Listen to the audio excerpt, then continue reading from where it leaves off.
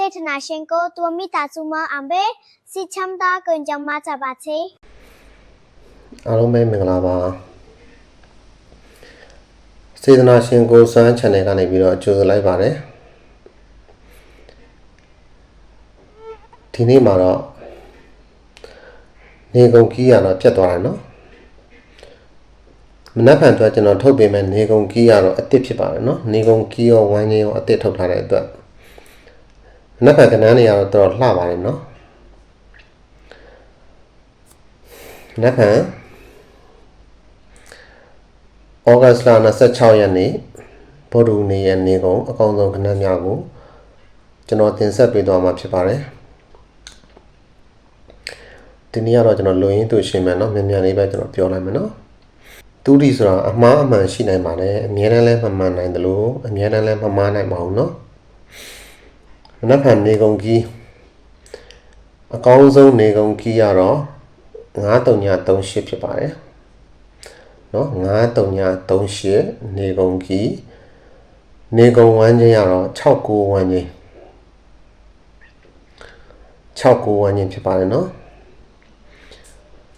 ရန်ကွက်ကတော့80 34 89 39ရန်ကွက်4ကွက်ကျွန်တော်ရွေးပေးထားပါတယ်80 34 89 39 main ကွက်ကတော့2ကွက်ပဲကျွန်တော်ရွေးပေးထားမှာเนาะ main ကွက်ကတော့ပုံမှန်တိုင်းပဲ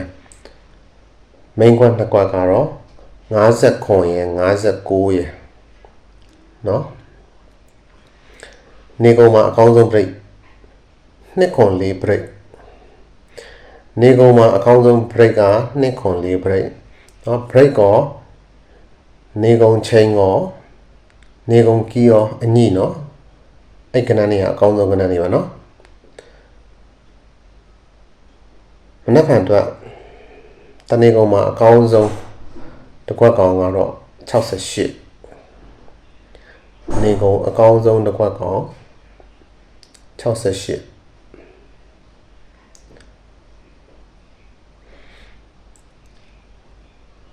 မနက်ဖြန်မှာအားလုံးပဲကန်ဆက်ကြပါစေလို့ကျွန်တော်ဆုမွန်ကောင်းတောင်းပေးပါတယ်เนาะ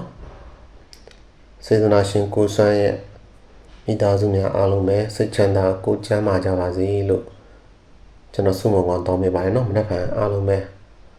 ကံကောင်းကြပါပါမနက်ဖြန်เนาะအားလုံးပဲ fighting bye bye